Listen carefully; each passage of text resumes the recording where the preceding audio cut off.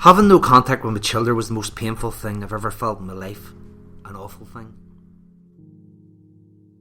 I tried to talk to my ex-partner, but she wouldn't have any contact with me.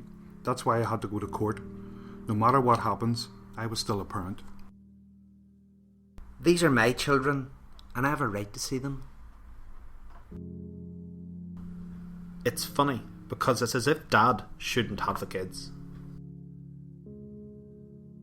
It felt like someone had punched me in the gut. It was a big loss. Sort of like you have a bereavement almost, and then you're wondering, what did I do wrong? How did I get here? And then it was like, this can't be happening. So, a denial phase. It was just really depressing waking up to an empty house. The worst time was from tea onwards when I was on my own. It's devastating. It has an impact on you emotionally, physically, financially, on your friends and family, everything. It's pretty hard. In the beginning it was easy. I was able to see him whenever I wanted. Sometimes I saw him every day. Then she met somebody else and it got difficult. All the information I got was through solicitors. It was my solicitor said, her solicitor said. It was all toing and froing. Nothing was being agreed, whereas if we'd been in the same room sitting across the table from each another and said, what are we going to do about the children? What do you think should happen? Face to face. I had thought about walking away really seriously, but I just couldn't have done that. I couldn't have let go. I can understand why some people would. It's horrendous. It's absolutely horrendous. The separation was definitely affecting him, and you could see it in his behaviour.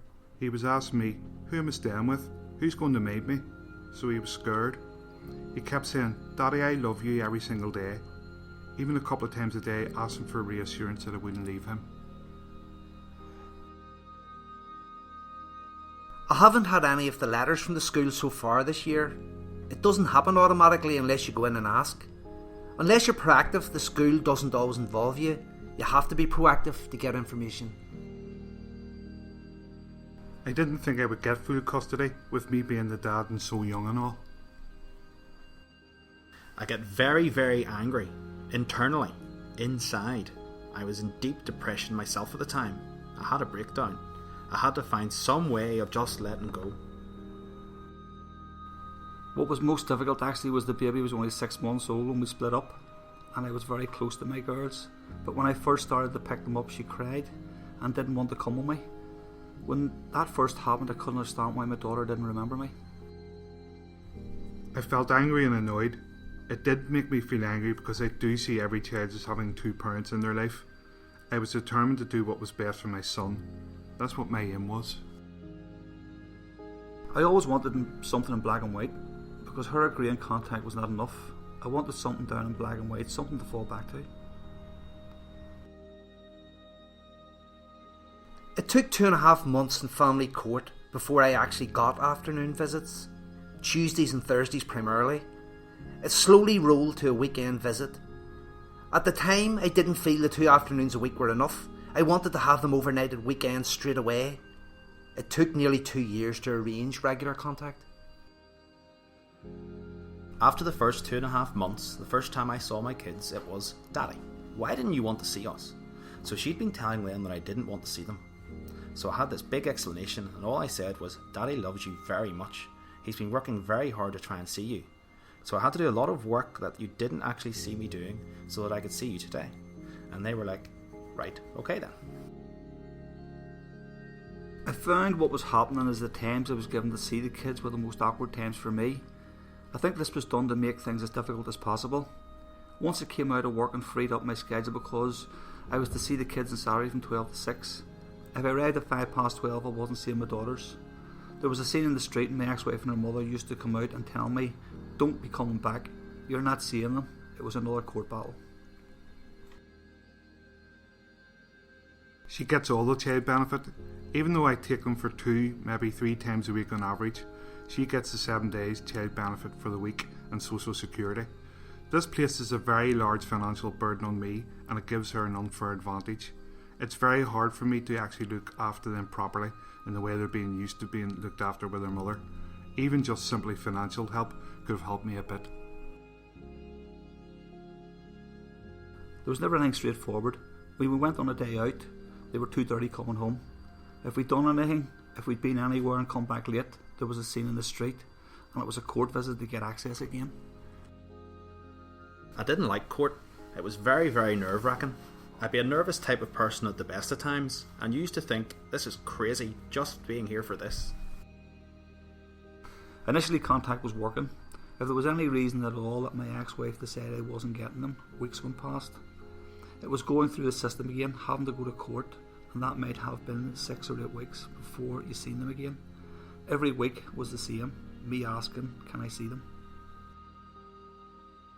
I just love spending time with my kids, telling stories at night. We play games, we have a bit of banter. I remember a big change in the kids' behaviour. Every time I went to get them, they were running out, arms out, jumping into my arms. There was one week my daughter went to do it and stopped and looked back, and I knew myself something's been said. I never quizzed her about it, but I said, "Oh, no hugs?" She quietly hugged me and got into the car. So the effects were there. I knew things were going on in the background, and I never embittered the kids at any time.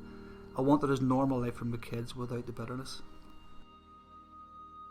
I severely underestimated the physical and emotional stress it would put me under, and although not suicidal, I was very depressed.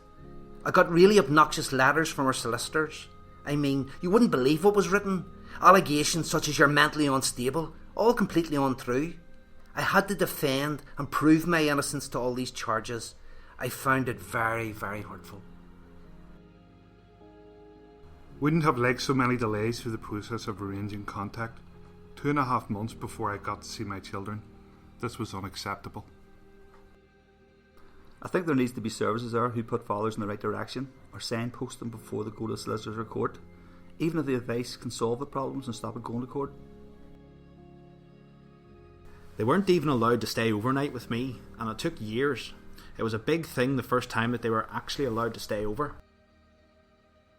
It was the case that I wasn't going to get to see them without a fight, and the fight lasted years.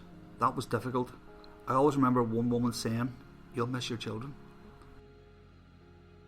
Even now, 4 years down the line, losing contact with my kids is a fear that I don't think will ever go away. It would have helped if I knew of somewhere to give me advice. If I told them the situation, they would give me advice, like you may have a case or you don't have a case. It would be good to have somebody who's been through it and can tell you this is what you're going to go through and this is what the outcome might be. I don't think it's easy. It's definitely not easy. You're not prepared for something like that whenever you're married. You think of the impact on everyone involved, even the grandparents. It took time to get my head around the whole process. Family, family, family. Without them, they were my lifelong insurance policy. They were there when I needed them, and they were on board, which was great. I'm happy now. I get to see my kids and I get to look after them.